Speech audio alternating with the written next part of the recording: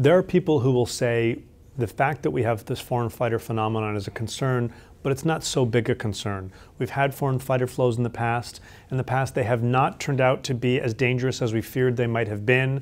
One really good study points out that it appears that only 1 in 9 foreign fighters in the past actually came home with the intent of carrying out an attack. But if that's all true, we have a lot to fear right now. First of all, because of Syria and Iraq, the numbers are much, much greater.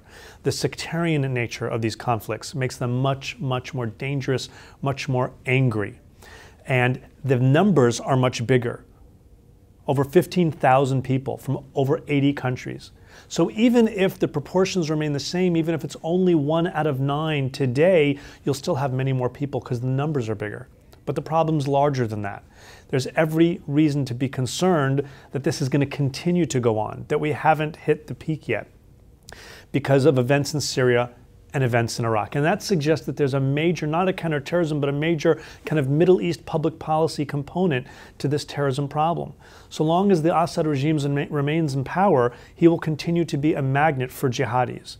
We in the region, the United States and frankly our Western allies, we have a Sunni problem where Sunnis believe that we're not interested in them. Sunnis believe we're not coming to their defense. Sunnis believe we are more interested in a grand bargain with Iran than we are in protecting Sunnis in Syria from the barbarity of the Assad regime, and that we will allow the Assad regime to survive so long as we can get this deal with Iran.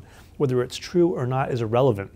When you talk to people in the region, there's near unanimity among the Sunnis that this is their fear, and this too drives radicalization.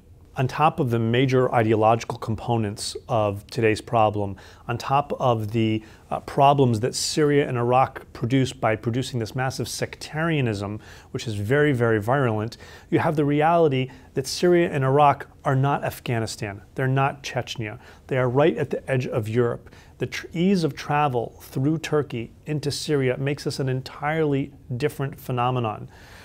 French intelligence for the past few years have been talking about 14, 15, 16-year-old kids who tell their parents they're going to the south of France for vacation on spring break and turn up in Syria for this kind of 5-star jihad. It's not just those kids. It's inexpensive to get into Syria.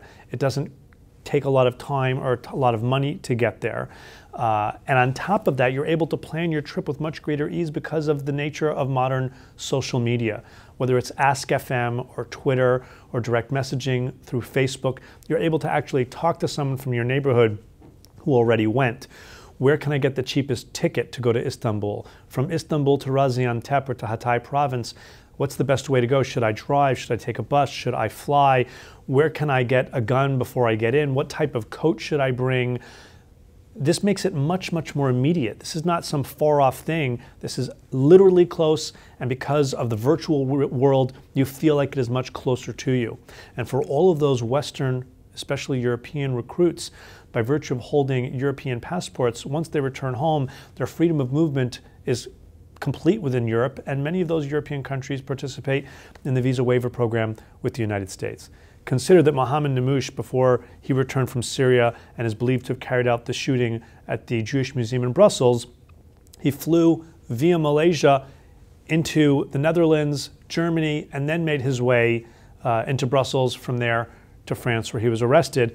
Once he got into Europe, his freedom of movement made it much easier for him to get where he wanted to go to carry out an attack.